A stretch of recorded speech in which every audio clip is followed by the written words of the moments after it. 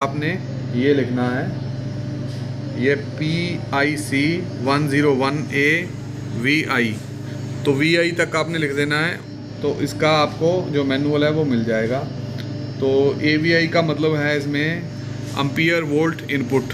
तो दोनों ampere volt की इनपुट इसमें जो सिलेक्ट कर सकते हैं। इसके टर्मिनेशन के बारे में बात करें दोस्तों, तो यहाँ पे दे रखा है 1 नंबर न्यूट्रल है एंड 2 नंबर लाइन है। ये हमारी सप्लाई हो गई। सप्लाई ऊपर दे रखी है यहाँ पे 230 वोल्ट ये दे रखी है। AC 50 to 60 हर्ट्स है ये इसकी वोल्टेज है दोस्तों। इससे ज़्यादा आप इसको वोल्टेज है जो नहीं दे सकते, और जो वोल्टेज भी देनी है आपने AC वोल्टेज देनी है, DC नहीं दे सकते इसको। एंड उसके बाद दोस्तों इसके आगे जो इनपुट के टर्मिनल हैं यहाँ पे दे रखे हैं। जो इनपुट के टर्मिनल में 6 नंबर 7 नंबर और 8 नंबर ये इनपुट टर्मिनल है दोस्तों। एंड 7 नंबर हमारा कॉमन रहेगा एंड 6 नंबर वोल्टेज की इनपुट रहेगी। उसके बाद दोस्तों जो 8 नंबर है वो मिली एम्पियर की जो है इनपुट रहेगी हमारी। तो अगर हमने 4 to 20 7 और 8 नंबर टर्मिनल पे अगर हम 0 to 10 वोल्ट ले रहे हैं तो आपने वायर कनेक्ट करनी है 6 नंबर और 7 नंबर में। 7 नंबर दोनों ही जगह कॉमन रहेगा, यूज़ में आएगा। उसके बाद आप देख रहे हैं बाकी के जो टर्मिनल हैं, कोई भी टर्मिनल इसका यूज़ नहीं किया हुआ। किसी टर्मिनल से कोई भी इनपुट या आउटपुट ले नहीं रखी है, क्योंकि ये ओनली इंडिकेटर है। आपको ओनली इंडिकेट कर सकता है, प्रोसेस का टेम्परेचर दिखा सकता है, प्रोसेस का RPM या कुछ भी आप इसमें जो है देख सकते हो। अगर इसमें भी आपने टेम्परेचर देखना है डायरेक्ट RTD से नहीं दे सकते, उसमें ट्रांसड्यूसर लगा के 0 to 20 मिली एम्पियर का ट्रांसड्यूसर लगाएंगे जो RTD के सिग्नल को कन्वर्ट करेगा 4 to 20 में या 0 to 20 में। तो उसके थ्रू आप इस पर टेम्परेचर जो है वो भी देख सकते हैं। डायरेक्ट RTD का जो है 3 वायर इस पर नहीं लगेगा, बट इसको ट्रांसड्यूसर के थ्रू जरूर आप देख सकते हैं। तो उसके बाद इस पर आप टेम्परेचर भी देखोगे बट कंट्रोल नहीं कर सकते, क्योंकि इसमें किसी तरह की आउटपुट नहीं है। यहाँ पे आप देख सकते हैं किसी तरह की कोई आउटपुट नहीं है। बैक पे टर्मिनल भी यहाँ पे देख सकते हैं, सिर्फ 5 टर्मिनल हैं यहाँ पे जो मैंने दिखाया था, 6 7 8 एंड यहाँ पे 1 और 2। तो चलिए इसके प्रोग्राम के बारे में बात कर लेते हैं, अंदर इसके क्या क्या है, कैसे प्रोग्राम करना है इसको। तो मैंने यहाँ पे एक इसका मैनुअल डाउनलोड कर रखा है। तो आपको इस तरह का जो मैनुअल मिलेगा दोस्तों देखने को। तो ये इस तरह का मैनुअल है सेलेक्ट का।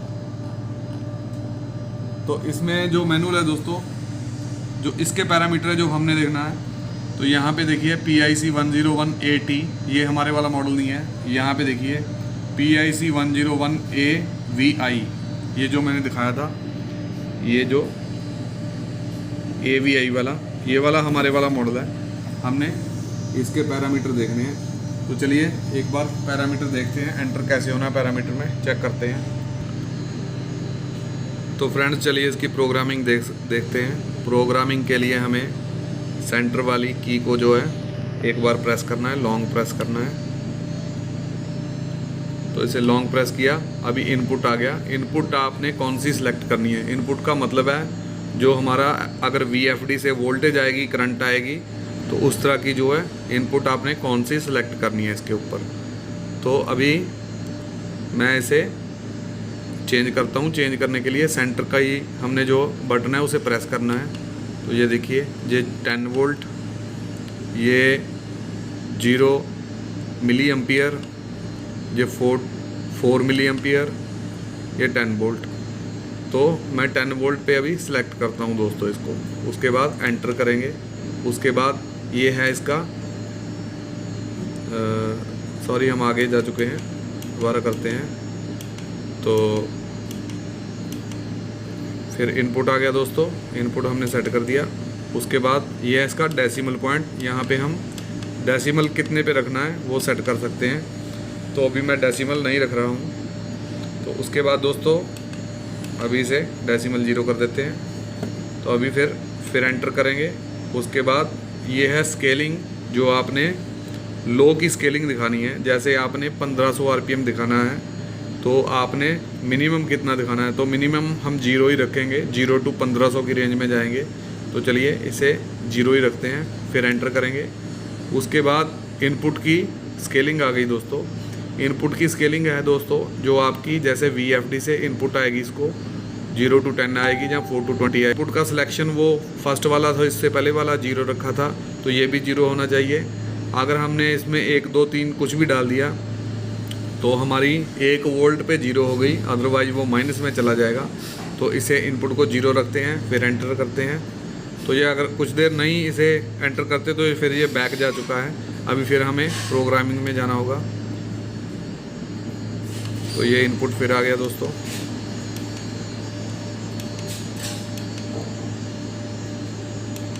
तो ये हमारी इनपुट की स्केलिंग आ गई, लो की स्केलिंग, ये हाई की स्केलिंग है दोस्तों। तो हाई, ये इनपुट हाई की स्केलिंग है, हाई की स्केलिंग हमारी। उसके बाद इसका जो हमारा स्केलिंग है दोस्तों, वो आपने रिवर्स में लेनी है या फॉरवर्ड साइड में लेनी है। जैसे आपने 1500 से कम होते जाएगा 1400 1300, या अगर आपने ये 9 रखा तो ये स्केलिंग फॉरवर्ड में जाएगी, तो 0 to 1500 में जाएगी। ये स्केलिंग है दोस्तों। इसके बाद ये इसका फ़िल्टर टाइम है। उसके बाद दोस्तों पासवर्ड है, लॉक अनलॉक कर सकते हैं यहाँ से, तो मैं अनलॉक रख रहा हूँ। उसके बाद ये फैक्ट्री रीसेट है दोस्तों। इसमें आपको अगर पैरामीटर गलत डल गए, दोबारा से डालने हैं, तो इसको फैक्ट्री रीसेट करते हैं। तो अभी हमने ये इसमें 1500 आरपीएम नहीं डाले हैं, तो जो हाई स्केल है वो डालते हैं इसमें। तभी एंटर करते हैं दोबारा से, तो फिर एंटर जाते हैं इसमें।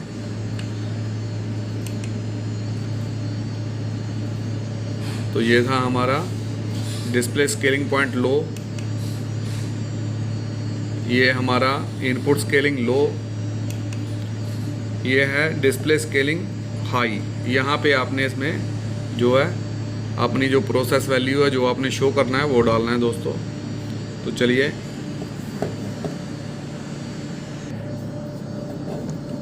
तो यहाँ पे 1500 डालते हैं दोस्तों। यहाँ अब से हम इसे सेट करेंगे। तो ये हमारा हो गया 1, तो यहाँ से आगे लेंगे, तो ये हो गया 5,